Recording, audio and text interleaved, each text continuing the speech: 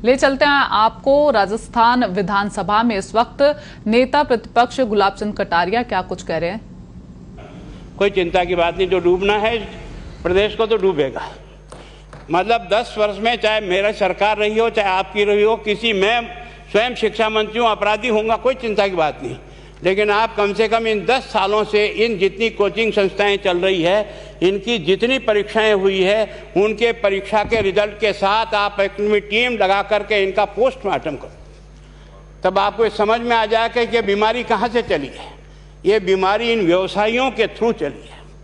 मैं और आप पेपर आउट करेंगे, पेपर लाऊंगा, 5 लाख दे दूंगा, 8 लाख दे दूंगा, मैं क्या 2 करोड़ 5 करोड़ 8 करोड़ दे सकता हूँ क्या भैया? ये सारे के सारे जो पैसे देने वाले बड़े बड़े दिग्गज लोग हैं, जो कोई 10 करोड़ में पेपर ले जाता है, कोई 3 करोड़ में ले जाता है, कोई 2 करोड़ में ले जाता है, फिर अपने कोचिंग संस्थान में रिजल्ट लाता है, उसके बाद बड़े बड़े पोस्टर बाहर लगाता है, मेरा 100% सिलेक्शन। ये है बीमारी की जड़। अगर मार करना चाहते हो तो यहाँ करो, तब तो जा कर के इसको कोई रोक सकोगे। बाकी से केवल मन को संतुष्ट करने का काम करो तो ये राजस्थान के उस गरीब बच्चे के साथ न्याय नहीं होगा, जो बड़ी मुश्किल से पढ़ता है, अपने घर में बूढ़े माँ बाप को भूखे मार के पढ़ता है और उसके बाद परीक्षा के लिए जाता है, रोता हुआ घर लौटता है। क्या दुख नहीं होता है? हम लोगों के मन में कोई रहम नहीं है कि आखिर उस बच्चे का क्या होगा जो अपनी बड़ी पीड़ा के साथ पढ़ रहा है। इन सारे पैसे वाले लोगों के पास में आपने सारी सरकारी नौकरियों को भेज दिया। मैं बहुत कड़वा सच बोल रहा हूं। आज जो पिछले 8 साल में नौकरी में लगे ना, उन सब का भी पोस्टमार्टम कराओ, आपको लगेगा आधा फर्जी मामला निकलेगा। कोई है नहीं, कोई सोचने वाला है इस पर कि आखिर उसके दर्द को कौन जानेगा?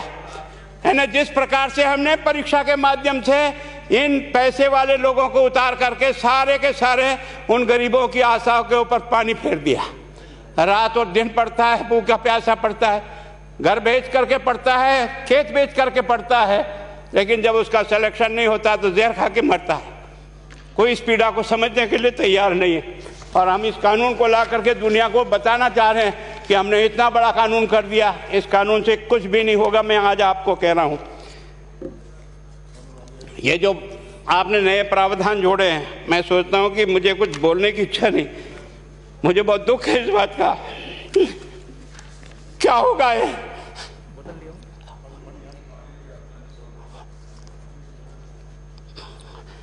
किस तरह की गैंग पालनी है उन्हें? पानी पिला दो है ना। मैं उस दिन भी पूछा था कि मैंने कहा ये शिक्षा संकुल पे है, जिन लोगों को ड्यूटी पे लगाया, इसको लगाने वाला दोषी कौन है, जिसके कारण से पेपर जो है ना काट करके निकाल दिया। ये तो ठीक है, भाग्य हमारा अच्छा था कि सवाई माधोपुर की घटना फूट गई और एसओजी को उसमें हाथ में लग करके कुछ केस लग गया। अगर वो केस नहीं लगता तो आज आपकी सारी नौकरी पर इन सब बड़े बड़े दलालों के स्कूल में पढ़ने वाले बच्चे होते और मेरा गरीब का बच्चा अपना घर लौट के जाता। क्या दुर्भाग्य है। और इस कारण से केवल इसके लिए खुश मत हो जाओ कि हमने कानून बहुत सख्त बना दिया इसलिए अपराधी रुक जाएगा। नहीं, सिस्टम को बदलना होगा, ये परीक्षा का सिस्टम चेंज करना होगा। मैं सोचता हूँ कि क्या हम इतने अक्लमंद बैठे हैं, क्या इस व्यवस्था को चेंज नहीं कर सकते? क्या एक ही पेपर हर राजस्थान में 20 लाख बच्चों को दिया जाए? क्या इसका कोई ऑल्टरनेट नहीं हो सकता? इसका ऑल्टरनेट सोचना चाहिए कि हम परीक्षा को टुकड़े टुकड़ों में कैसे कर सकते हैं। जिले के अनुसार पेपर नहीं, एक नहीं हम 25 पेपर बना सकते हैं। कौन से सेंटर पर कौन सा पेपर जाएगा कोई तय नहीं करेगा कौन सा जाएगा, और हम जो इच्छा होगी उस सेंटर पे वो पेपर भेजेंगे। और ये जितने भी प्राइवेट कॉलेजों में आपने सेंटर बना रखे उनको बंद करो, इनको तुरंत बंद करिए एक ऑर्डर से। जितने भी सरकारी विद्यालय है और सरकारी नौकर ही एग्जामिनर बनेगा और एग्जामिनेशन करेगा, तब तो आप इसको बचा पाओगे। ताकि आप और मैं कितने भी कानून बदल कर दें, आपका वो जांच करेगा, आपका वो अधिकारी आएगा।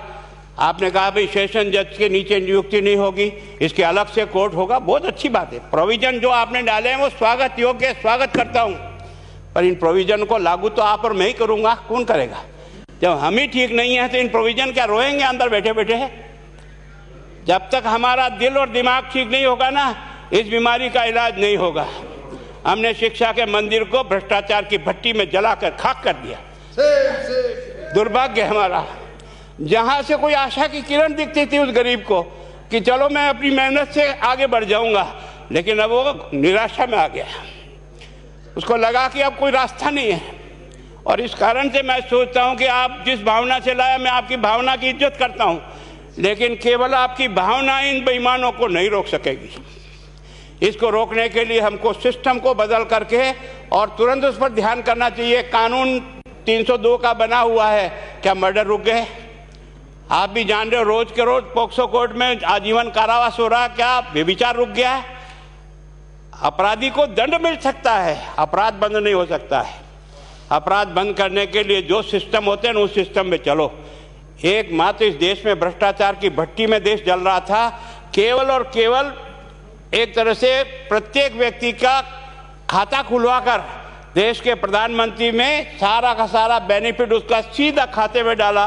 बेईमानों को चोट लगी नहीं लगी, उस तरफ अपना दिमाग बचाओ, उस तरफ अपना दिमाग लगाओ। किस बीमारी का इलाज कहाँ है और कैसे हो, इस बारे में चिंता करने की कोशिश करो। मैं कई बार इधर सीकर और इधर गया तो मैं सोचता हूँ कोचिंग संस्थान की बिल्डिंग देंगे ना तो टोपी गिर जाए नीचे से। क्या चीज़ है यार, भगवान ने क्या लक्ष्मी वहीं बरसाई है? और जो बाकी संस्थाएं, उसका कारण यह है कि हमने अपनी दुकान को इतनी कमज़ोर कर दी है कि जहाँ बच्चे अच्छी तरह से शिक्षा लेकर के हम जैसे गरीब पढ़ करके यहाँ आ गए, अब वो रास्ते नहीं हैं। और इस कारण से मेरी बहुत विनम्र प्रार्थना है, इस बीमारी का इलाज चाहिए बच्चे को, कानून से नहीं होगा, कानून के अलावा होगा। और उसमें आप करें। धन्यवाद। Thank you. माननीय मंत्री महोदय।